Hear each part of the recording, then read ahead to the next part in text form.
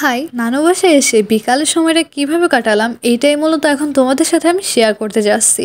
আশা করি তোমাদের সবার কাছেই ভিডিওটা ভালো লাগবে। তোমরা তো অনেকেই জানো যে আমার এক্সাম শেষ হওয়ার পরে আমি আমার নানু বাসায় সোজা চলে আসছি। আর নানু বাসায় এসেই তো আমি তোমাদের সাথে ফার্স্টে একটা ভিডিও শেয়ার করছিলাম, সেটা মেবি তোমরা অনেকেই দেখছো। আর তোমরা যারা এখনো ভিডিওটা দেখোনি তারা মূলত আমার ইউটিউব চ্যানেলে গিয়ে দেখতে পারো, সেখানে আমার ভিডিওটা অলরেডি আপলোড করে দেওয়া আছে। আরেকটা কথা, আমার ভিডিও যদি তোমাদের কাছে ভালো না লাগে তাহলে তোমরা আমার ভিডিওটা স্কিপ করে যেতে পারো। গাইস, বিকেল হওয়ার সাথে সাথেই তো আমি আর আমার ভাই সোজা বের হয়ে পড়ছি পুরো এলাকাটা ঘুরে দেখার জন্য। আর আমাদের অভ্যাসটা মূলত অনেক বেশি বাজে, নানু বাসায় আসলে একদমই বসে থাকি না আমরা। পুরো গ্রামটা ঘুরে দেখার আগেই তো আমরা সোজা আমার মামার যে বড়ইয়ের বাগান সেখানে চলে আসছি। আমার মামা মূলত এখানে আপেল কুল বড়ইয়ের বাগান করছে, আর সেই বড়ইগুলোই মূলত আমি আর আমার ভাই দেখতে আসছি যে কত বড় হয়েছে এই বড়গুলো। থেকে আমি তো খালি পায়ে হাঁটতেছিলাম এই বড়ইয়ের বাগানের মধ্যে। আমি জাস্ট ভাবতেছিলাম এইখানে বাই চান্স আমাকে একটা যোগ যদি কামড় দেয় তাহলে আমার পায়ের কি হবে, না জানি কয়দিন আমাকে ভুগতে হয়। এই বাগানের মধ্যে কোনো গাছই তো একদম ফাঁকা ছিল না, প্রত্যেকটা গাছে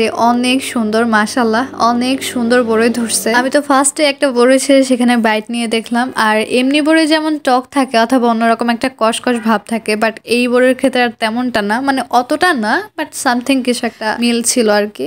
বাগানটাকে তো একদম ভুতুরে ভুতুরে লাগতেছিল, মানে অনেকটা হচ্ছে গাছগুলো অনেক বড় হয়েছে আর অনেক ঝাঁটারা হয়ে গেছে, এই জন্য মূলত এমন ভুতুরে ভুতুরে লাগতেছিল আমার কাছে। বাগানটার মধ্যে শুধুমাত্র তো বড়ের গাছ ছিল না, আরো বিভিন্ন ধরনের ফলের গাছ ছিল, তার মধ্যে একটা ছিল পেয়ারা। আর আমার ভাই সেটা গাছ থেকেও জাম্প করে আমাদেরকে পেরে দিছে একটা। আমার তো এই পেয়ারাগুলো খেতে অনেক বেশি ভালো লাগে। এইদিকে বড়গুলো তো অনেকটাই সুন্দর লাগতেছিল। আর আমি একটা কিছু খেয়াল করলাম, গাছের যে পেয়ারাগুলো ছিল এগুলো একদম ছোট থেকে শুরু করে একদম বড় পর্যন্ত, মানে সব সাইজের পেয়ারার উপস্থিতি এখানে ছিল।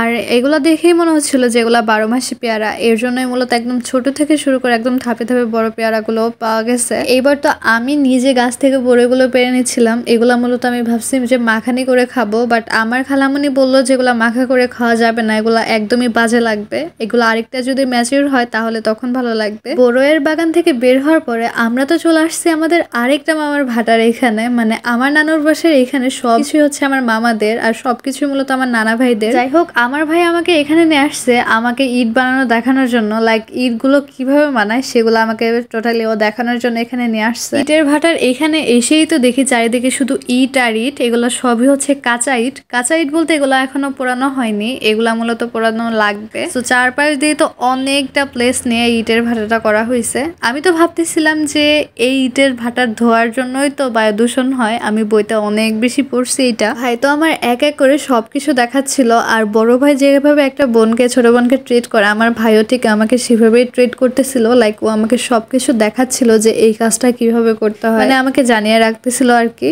আর আমার এগুলা নিয়ে অনেক বেশি কৌতূহল, আমি ওকে বলছিলাম যে ইট মূলত বানায় কিভাবে, এর জন্য ও মূলত আমাকে ইটের ভাটায় নিয়ে চলে আসছে। এরপরে সবকিছু দেখে নিয়ে আমি আর আমার ভাই আবার চলে যাচ্ছিলাম আমার নানু বাসার দিকে।